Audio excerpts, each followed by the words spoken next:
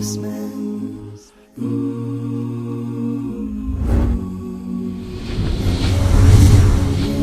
So high.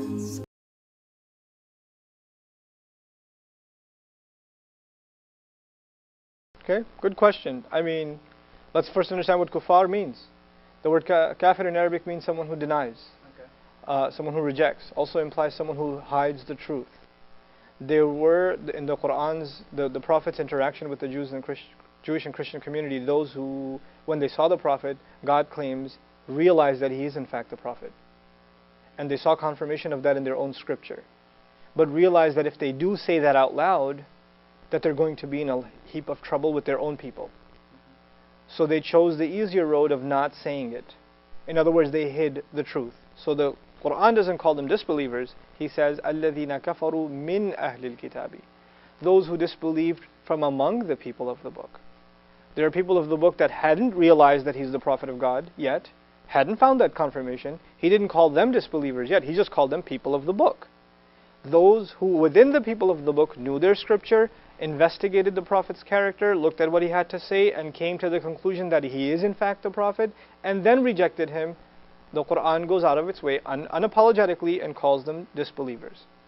Disbelievers. And the word infidel, I don't even know where it came from, but kafir literally means disbeliever. So someone who refuses to believe or someone who rejects the truth knowingly. And that's the term used for that brand, that specific group within the people of the book. That's why the word min in Surah Al-Bayyinah actually is so critical. لَمْ يَكُنِ الَّذِينَ كَفَرُوا مِنْ أَهْلِ الْكِتَابِ وَالْمُشْرِكِينَ. From out of the people of the book, from out of those who, even idol worshippers, there were those who never rejected Islam, they just never knew about it. But those who saw it, saw the truth in it, were convinced of it, and still didn't come to it, they're called kuffar, deniers, non-believers. Actually, non-believers isn't even a good translation.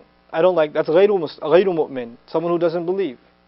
But kafir, kafara in Arabic, literally means denying the truth or hiding it. It's a crime. And so, it's even an oversimplification on some Muslims' part that they call all non-Muslims kafir. Oh, they're kafir. They've rejected the truth. They haven't done the act of rejecting anything. Unless you're talking about someone who actually learned about the faith and then, came to be convinced of it and then turned away. That's kufr. That's denial. But that's not what most non-Muslims are. So they may be Ahlul Kitab, they may be ghafil, unaware.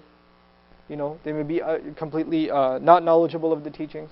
But to use that particular word is, in my assessment, at least in my studies of the Qur'an, it's unfair. To qualify this though, in non-Muslim or in Islamic history, it was an easy term to use for non-Muslims. Like kafir just became like the term to use for non-Muslims. But we should make a distinction between the average usage of Muslims and the Qur'an's like microscopic, surgically precise usage of the term, and it, in my opinion, shouldn't be made a casual term to use.